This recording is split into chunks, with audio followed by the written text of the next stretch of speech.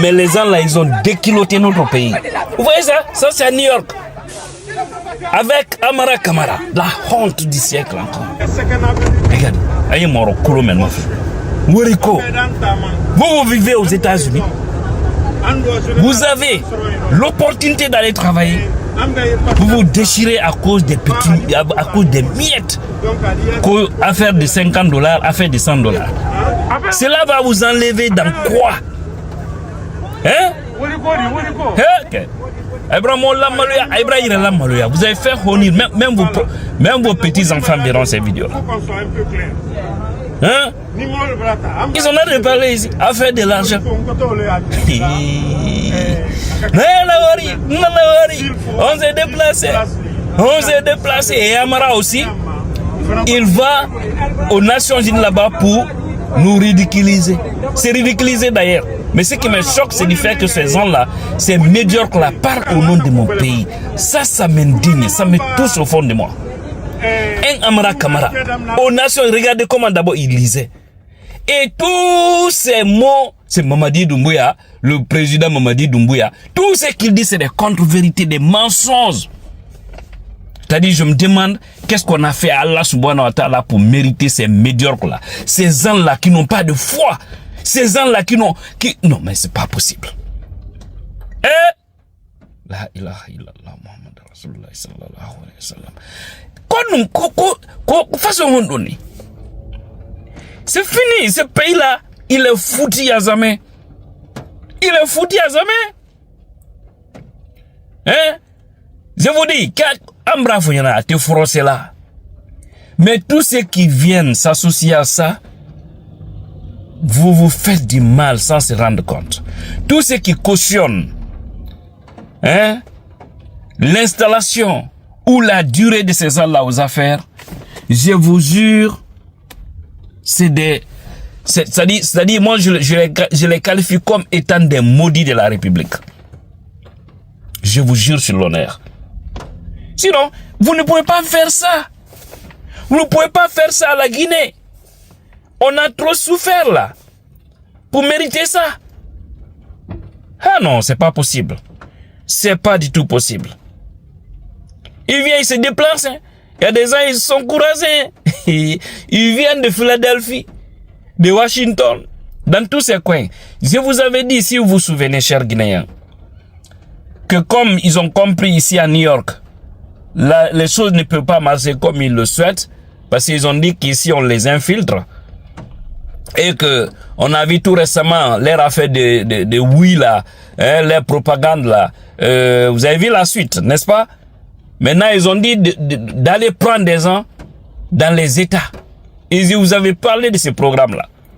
Alors si nous avons Naori, donnez-nous notre argent. Si vous ne nous donnez pas, on va pas quitter ici. Et puis ils sont tellement... Non, c'est pas. Toi tu vis aux États-Unis. Tu sais, ici, aux États-Unis, là, quelqu'un qui lave les bols dans un restaurant derrière là-bas, il est plus payé qu'un ministre de la Guinée. À part l'argent que ces gens-là sont en train de voler, ou des fois quelques petits privilèges qu'ils gagnent là, hein, dans les voyages. Mais ils n'ont rien. Ils n'ont rien. Un ministre en Guinée est payé à combien? Actuellement, je ne sais pas. Avec Mamadi Doumbouya, comment ils font là-bas, parce que ces gens-là, ils ne sont pas du tout sérieux avec le peuple. Mais c'est des gens qui sont très, très, très mal payés. Très, très, très mal payés même. Je vous le jure. C'est vraiment pitoyable. C'est vraiment triste. C'est vraiment triste, je vous jure, c'est vraiment triste. Mais, c'est pas les Mamadi, c'est pas les Amara, c'est le peuple qui observe ça sans réagir. C'est l'intelligentsia qui observe ça sans réagir. Ce sont ces imams qui prennent de l'argent pour des intérêts personnels sans réagir. Hein? Ce sont des sages qui prennent de l'argent sans réagir. Ce sont les hommes en tenue qui observent ça, qui refusent de libérer le peuple alors que Mamadi lui-même il avait dit. Pourquoi il a fait le coup? Il avait dit ça ici aux Nations Unies, aux États-Unis. Que pourquoi ils ont fait le coup? Parce que les choses s'étaient dégradées dans le pays. Et que quand un président ne respecte pas ses engagements, un président qui fait du parjure, l'homme en tenue a le droit de le dégazer et rétablir la vérité, l'honneur dans le pays. Mais est-ce que c'est qu'ils ont fait? Non. Ils sont dans leur parjure et aussi. C'est pourquoi j'ai dit tous les moyens, toute personne qui nous aidera à nous débarrasser de ces mal-là, de cette pourriture-là, franchement, elle sera la personne qui restera éternellement dans l'esprit du peuple de Guinée, positivement. Franchement dit, je suis très choqué, révolté, franchement par rapport à tout ce que je vois. Vous vous déplacez pour venir accueillir des gens de rien. Et vous avez vu, ils ont pris ces griots-là. C'est pas Coco, c'est Kader Baki. Le petit là, le jeune frère de Madik là. Hein? Des vauriens comme ça, ils prennent notre argent, ils les font voyager jusqu'aux États-Unis. Ok, monnaie d'Anodi. Ce qui me choque, c'est du fait que c'est notre argent qu'ils prennent pour faire ça. Regardez, il y a de ces villages aujourd'hui. Je vous donne juste un exemple. Dans Tougué, par exemple, toutes les sous-préfectures de Tougué, il y a beaucoup de villages dans cette préfecture-là qui n'ont pas d'enseignants. Un seul enseignant, les écoles n'en ont pas. C'est les citoyens qui se battent pour cotiser, pour pouvoir payer ces enseignants-là, enseignants contractuels, chaque fin de mois. Après, on dit qu'on est dirigé. Pour nous donner que cet exemple-là. Mais on sait un peu partout dans le pays, c'est comme ça. C'est des citoyens qui se battent. Même pour trouver un centre de santé, des fois c'est les citoyens. Après tout, on dit non, le gouvernement est là, le pouvoir est là. Pouvoir bidon. Comment un Amara peut représenter? Vous avez vu, il y avait presque personne dans la salle. Tous les présidents sérieux, tous les pays sérieux ont fini, ils sont partis. Ils ont terminé par des pays moins valeureux.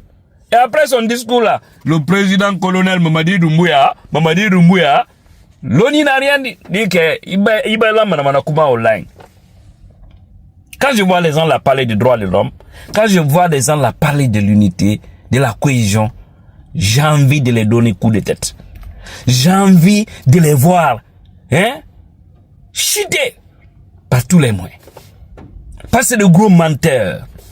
Ils se sentent pas de mentir. Je vous ai dit, maintenant là, en ce moment des nouvelles technologies là, vous ne pouvez pas mentir. En ce moment de Facebook, de TikTok, en ce moment de YouTube, de Google et tout ce qui s'ensuit, que vous ne pouvez plus mentir parce que vous allez mentir, ça va vous rattraper. Ok, a été Doboala, a été Silangalanye, a été Maloya. Regardez ces gens là aussi qui viennent se faire ridiculiser ici. À cause d'un Amara. Non, c'est pas possible. Quand je l'ai vu lire, je me suis dit, mais il fallait donner ça même à un bon élève de la 6e année. Il pouvait bien lire ça.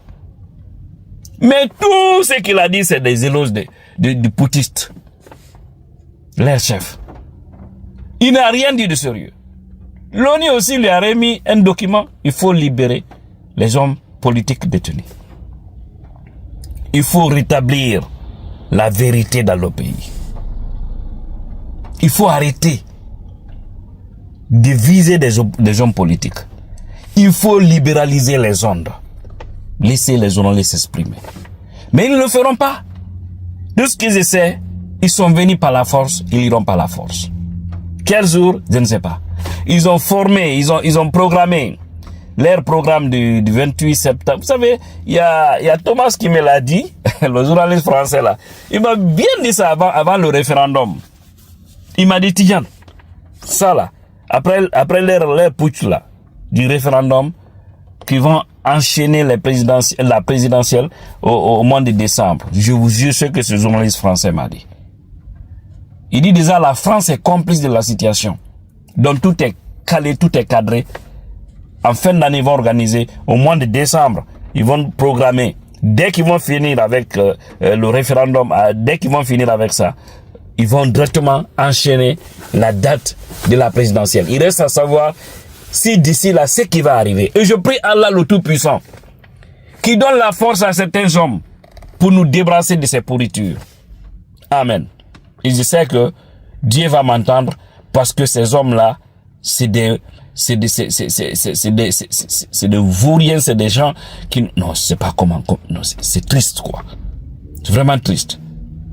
Hein? Après, tu dis non, le peuple nous écoute. Le peuple nous écoute partout où vous partez, vous achetez les consciences. Partout où ils vont, c'est l'argent du peuple qu'ils prennent pour faire les propagandes là.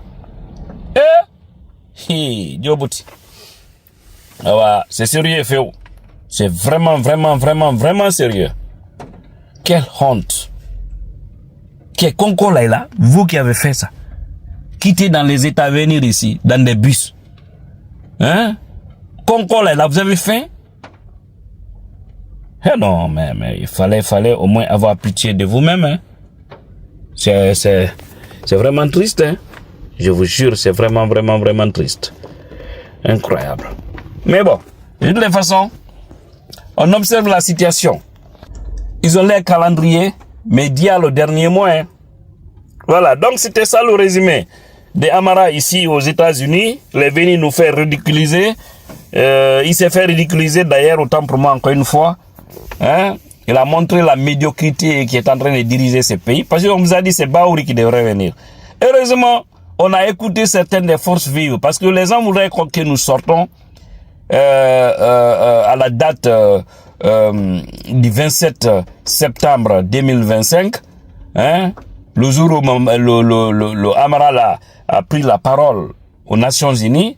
Mais certains ont dit non, il ne faut pas lui donner de l'importance. Si au moins c'était Mamadi ou que si c'était Baouri qui venait, voilà, on pouvait faire quelque chose. Mais Amara là, c'est un faux type. Il ne faut même pas lui donner l'importance.